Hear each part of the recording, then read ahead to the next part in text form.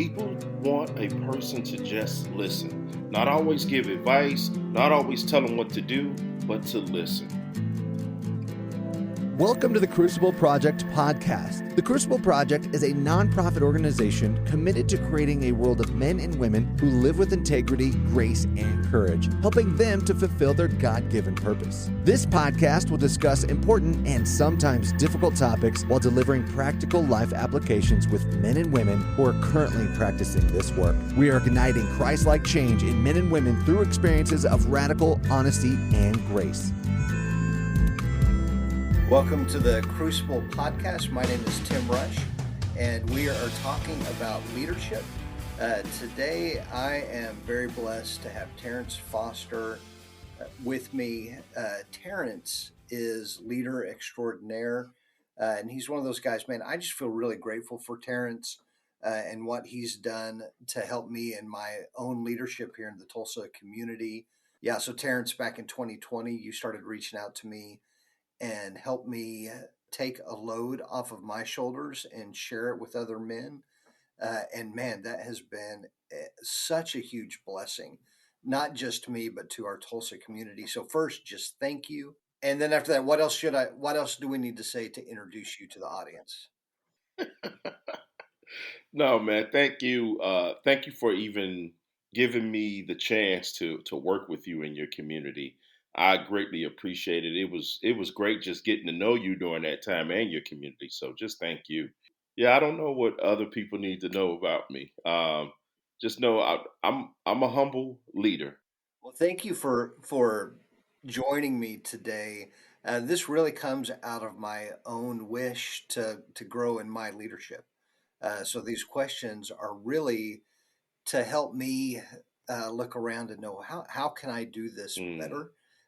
And I feel like this is a conversation that a lot of us are having. A lot of us want to know whether we okay. are natural leaders or we're put into that situation. We're constantly evaluating Yeah. how ought this to go, and you're a man who does this well. hmm So let me ask you this. We'll start here. When was it that you turned around and realized other people were actually following you? When my phone started ringing and brothers started calling me to talk to me about issues in their life and asking me for advice, and I was just like, "You want to talk to me?" um, you know, it- I never saw myself as the leader. I always felt like the kid on the court, and a lot of brothers will be familiar with this, the pick me kid. Pick me, pick me, pick me. And I've always struggled with seeing myself as a leader. So when my phone started ringing and people started calling me and I started just listening and people like, "Hey, can you give me advice?" I'm like, "Okay, yeah. I can walk with you and talk with you, and all right, you want something from me. Okay." Yeah. So about how old are you when this starts happening, or when you start Um realizing it's happening? Yeah, when I start realizing it, so I'm 45 now. So I started my journey with Crucible, I want to say 2012.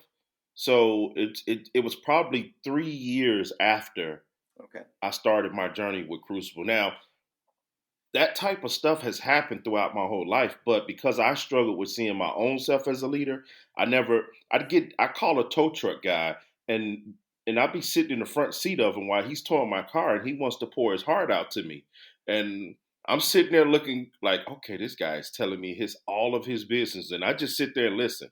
I'm getting a divorce, I'm doing this, and I just sit there and listen. Then when I get home, I'll be like, babe, the tow truck driver just poured his heart out to me. And she's just like, yeah, that seems to happen to you all the time. And, so I never really paid much. I just thought it was weird. Yeah. So, Yeah. So when you look back on that guy, when you started noticing that people hmm were reaching out to you specifically for wisdom and guidance, from that day, what is it that you look back on and you know you were doing well listening, listening? listening. People want a person to just listen, not always give advice, not always tell them what to do, but to listen. I'm a great listener because I was always the pick me guy, so I wouldn't pick myself. So I would sit there And internally, I'm like, pick me, pick me. And I just listen. I just listen to what people would say and what they would talk about.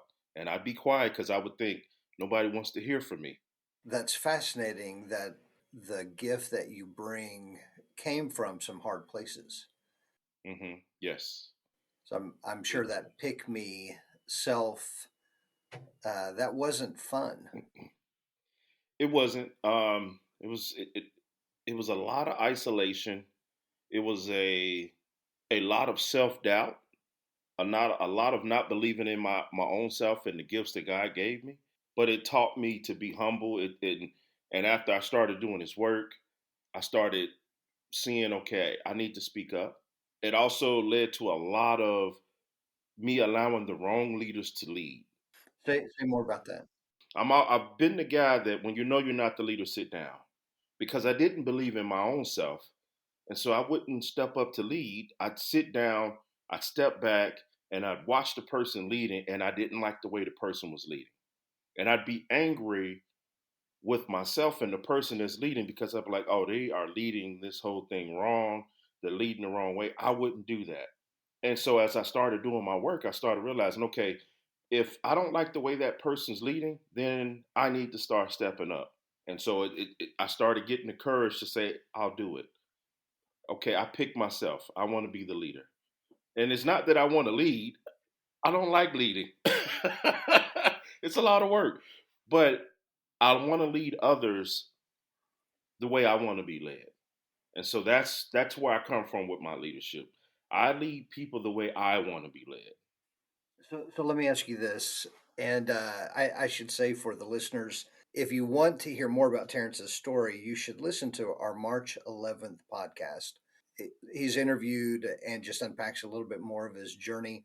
But from that and from our last interactions or interactions in our Yes. past, I know you're an Enneagram 9, which that's me.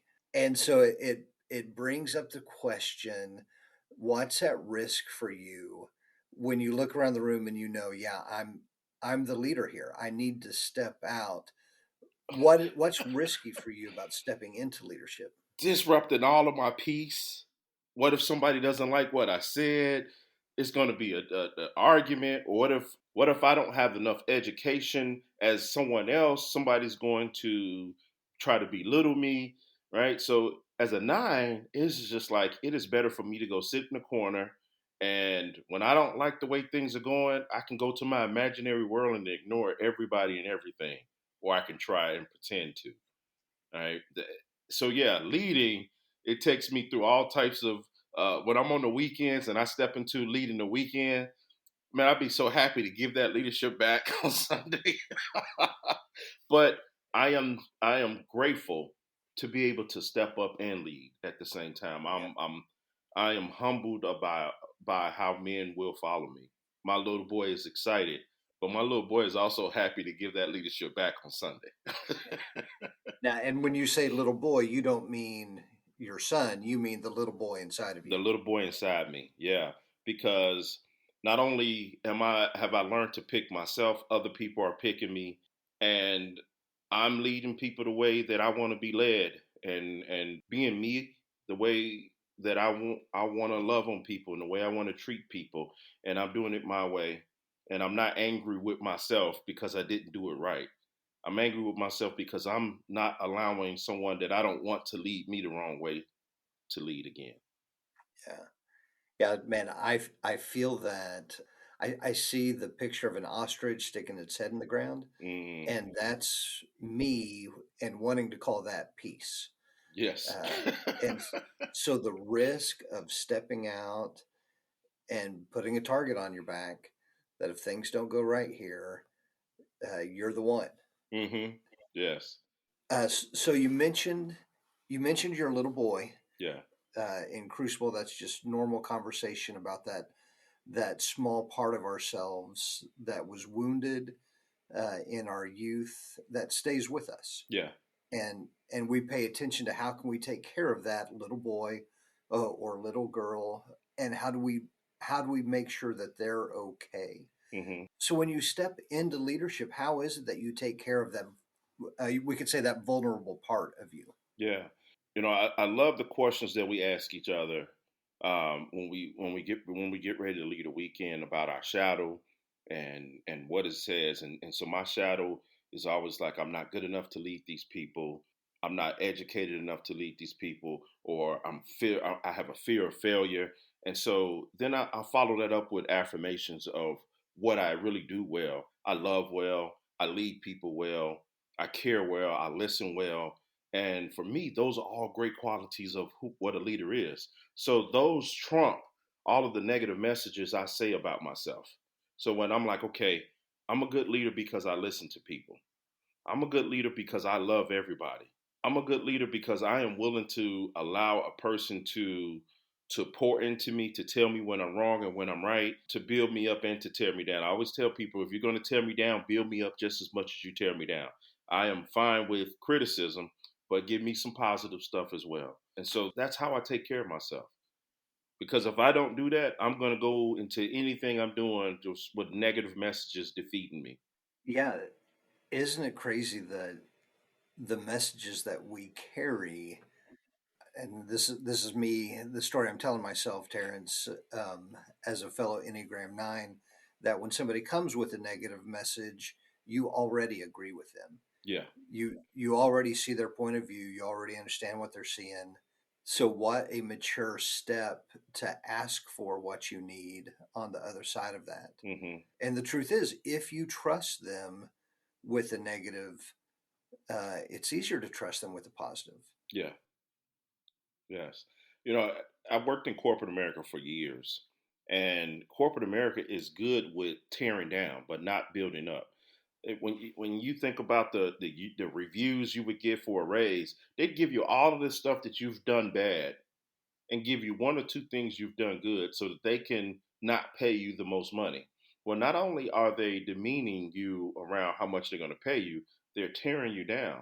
And so I learned, I was just like, no, if you're going to tear down, then I need you to find as many good things, qualities about me that I've done good, as many as you found bad, because they're there.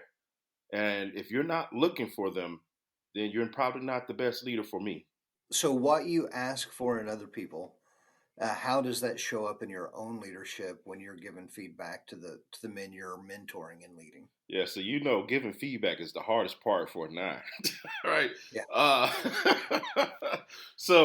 I have to first fight with myself around the negative things that I've seen that I need to tell a person, and once I get through that fight, okay, Terrance, you got to do this, and this is why you got to do it.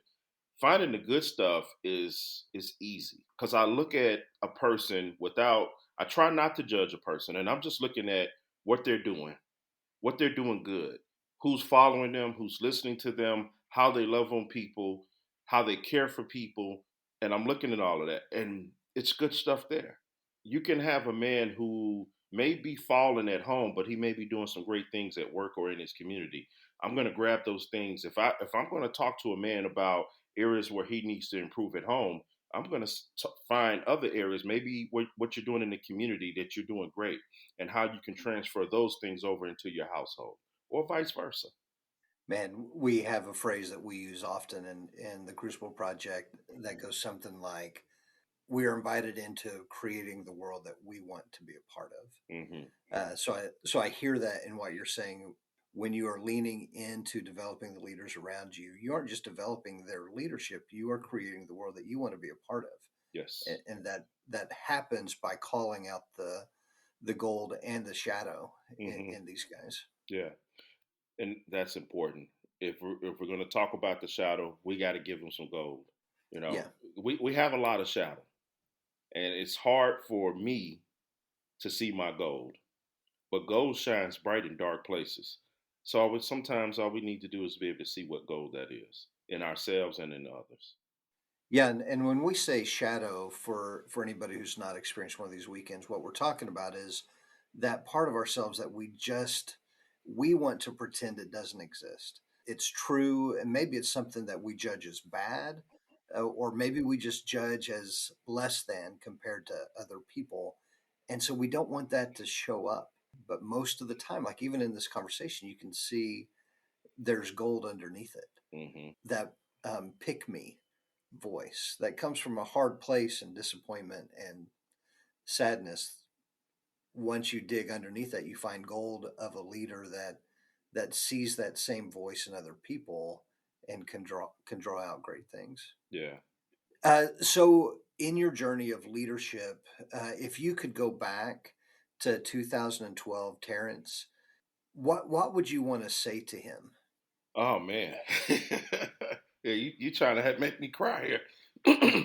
Yeah, if I can go back and talk to the younger version of me from 2012 or before 2012, I'm going to talk to him about who he is, believing in himself, believing in his ability, pick himself first, right? Stop waiting for everybody else to say what they see in you. That was a big thing for me.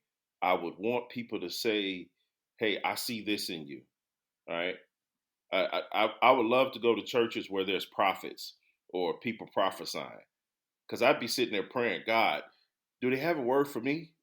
Tell me, what do they see in me? And I would sit there and pray for them to come and say something to me. And I would tell the younger me what I see in him and that he should see it in him and that he should go out and lead people the way that he wants to be led and love people and be himself. Be authentic, be transparent, and give the world the real version of you and don't hide who you are anymore. Yeah, and as you've lived into that guy, real, transparent, not hiding, um, how have you seen him bless his family? Oh man. I've always been one who didn't hide myself from my family. But as I started doing this work, my family started seeing more emotions out of me. Now they call me the crybaby. Oh, daddy's crying because we don't spend enough time with him. And I just be like, you're right, I am. Or they'll say, oh, you sound jealous. Yes, I am jealous. This is me. This is who I am. I am an emotional dad who loves, who didn't grow up with a big family, who has kids, and I want you to spend time with me. And if I'm a crybaby because of that, then I'll be a crybaby. So when are you gonna spend time with me? Yeah. So my family, they've seen a total different side of me since I've done this work. Early on, they used to love when I would go away the weekends because I would come home like the Zen master, all calm and and just like, oh, you messed up while I was gone. It is okay. It's okay that you messed up. I love you. I wouldn't come home the angry dad. You did what while I was gone? Yeah. Yeah. So, so what about your community? Hmm. Like, how has that vulnerable, transparent Terrence impacted his community? Yeah. I just did a coaching call, right? And so I just stepped into pastoralship at my church, and I'm on the journey to being a pastor. And recently, our pastor emeritus, he leads our men's Bible study, and so he sent me a text last week, and he said to me, "Hey, I'm not going to make it to men's Bible study. You need to talk to them about the breakfast. Somebody else is going to lead the Bible study." And I was sitting there like, "Whew," because I hadn't read any of my devotional stuff that week, and so when I got there, the men are like, "Well, you're a pastor here, so you can go ahead and lead us." And I was sweating, right? And I was afraid in that moment to really tell them, "Hey, the reason I don't want to do it is because I didn't prepare, and I'm not prepared to do this." And so through coaching, I had a coaching call with a great coach, which is your wife, and you know, she just blessed me with being able to see, hey, the one thing people need is someone who's authentic. You're already authentic. You could have used that. And I was just like, oh, yeah, I don't have a problem with telling people my truth or about who I am. So that's kind of how I lead in my community. I tell people who I am, how I love. I don't hide the bad and I don't hide the good. And I let them know there's plenty bad that comes along with the good. And if you want to know about it, I'll tell you about it. And so that's how I lead in my community. And I think because I do that, people consider me safe to talk to. What we get to do on these Crucible retreat weekends is pretty amazing. Hmm. Um, and you've seen this in multiple cultures and in multiple settings. So unpack just quickly the different places that would be new to some of us and how that affects you as a leader? All right. So when you say new to some of us, explain what you mean. Well, you're looking at a 50-year-old white man Hmm. across the screen, and most of the weekends that I've been a part of, well, okay, so I've have either been 100% Spanish or 90% middle class white guys. Okay. All right. You've done something different than that. Yeah. So I've been to Kenya to lead in weekends, to be a part of weekends there. That was an amazing experience because I got to see a country where I was no longer the minority and see men who look like me stepping into this work in a different setting. It was amazing. I've gotten to do Crucible on the inside where we take this work we took it inside of a juvenile prison first, where there were mostly black and brown kids in there, and do this work with them. Got to take it to an adult men's state prison here in Illinois near the Chicago area. That was hard. That was probably one of the hardest weekends I've done because we're locked inside of a cell with adults and they want their freedom, and I can't give it to them. And so that was a hard thing, but it was still amazing work and much needed work. And of course, there's the urban community that I get to do this work in constantly, where there are black, brown, white men who live in the inner city that come together and we do this work together. And of course, I've done predominantly all white weekends where I'm the minority. I mentioned being on weekends where it's 100% Spanish, and there were places where I thought, man, I've seen this work, I've experienced this work. I don't know if is going to work across the board in the Mexican culture. Okay. And the places that I was the most afraid of, it seemed like the Mexicans were running at it. Like Hmm. we can't wait to say this. Yeah. Yeah. So what's been your experience in different cultures? Yeah, my experience, everybody needs this work. I've been able to do this work with guys who look different from me. I've sat across from a brother who has said to me, "I'm racist. I'm a white male who's racist." And I said, "Okay." And I'm a black male who has prejudice.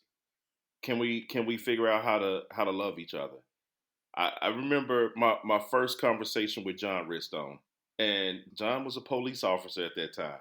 Well, the black community has always had some type of issues with law enforcement, and so I remember sitting on the call with him, and I was just like, "So I'm gonna let you know something. I don't like police, but God has us together for a reason, and I don't know why, but we're gonna grow." And I love John to death. And so this work, it doesn't matter where it is. It's all about healing. It's about one person's journey and me standing next to them as they're on their journey. I don't think there's a place it doesn't work because inside we're all broken. Recently, I just got to do this with teenagers, young adult teenagers out of Michigan with Jason Wilson, his the Cave of Adullam, and just to see those young men, they're broken because we're broken. And as we're broken, we're breaking the younger generation. So it works in every community, every context. I don't see it not working. Going into these different cultures, Okay. Kenya, detention centers, prisons, how has that affected you as a leader Okay. getting to experience this from I think different perspectives, different points of view? Yeah. Every different community that I get to go into, I'm there to just listen and to learn. They have their own culture, their own way of doing things. While I'm there and I have the knowledge, I don't have the answers and they do. If you want to know what a culture is like, you go and sit with the people. And so that's my opportunity to just sit and listen and watch and see how they do things, how they love each other, how they communicate with each other. I can't wait till the day I go to an all Spanish speaking weekend so that I can just sit and watch and learn. We had our first Spanish speaking carpet in the urban community. I didn't know what was being said, but I sat and I watched. that was an amazing learning for me to see a man being spoken to in his cultural setting, in a different setting, but in his cultural lesson, his Yeah. what he knows. And I just got to sit and watch. So I hope I'm answering that question for you. Oh, yeah. Man, and it goes back to your ability to listen, which was hard earned. Hmm. Like that wasn't from your story, that wasn't something that felt like a gift Yeah, when it was coming online, but it continues to mold how you show up as a leader and how you bless the men around you. So yeah, I thank you for that. yeah. No problem. Well, we are about out of time. So I told Terrance I want to give out his phone number at this point because I think you want to call Terrance and talk to him. We won't do that, but I'll tell you that's one of the things that I love about the Crucible Project work is the leaders are accessible. So if you are interested in this work, we encourage you to check out the crucibleproject.org website. And if anything comes up for you in this conversation, share this with other people. I love getting to learn from people like Terrance. And so this just really feeds my soul. Thank you, Terrance. Is there anything else that you would like to say before we sign off? Yeah, Tim, thank you for reaching out to me. It has been an amazing journey to get to know you, your wife, and man, I look forward to the next time I get to come to your city, your community, and just give you a big hug again, man. Love you, man. Thank you. We look forward to when you come back through Tulsa. Yes. Love you, Terrance. Thank you for your leadership. And again, thank you those who are listening. We hope that this conversation has blessed you today. For more information about our weekends, please go to thecrucibleproject.org. Or if you're ready to get started on your transformational journey right now, you can connect with one of our Crucible certified coaches for a free 30-minute session at thecrucibleproject.org/coaching. That's thecrucibleproject.org/coaching. If you like what you heard, connect with us on Facebook, Instagram, and Twitter. Rate and review wherever you are listening, and don't forget to subscribe on your preferred podcast platform. Thank you for listening.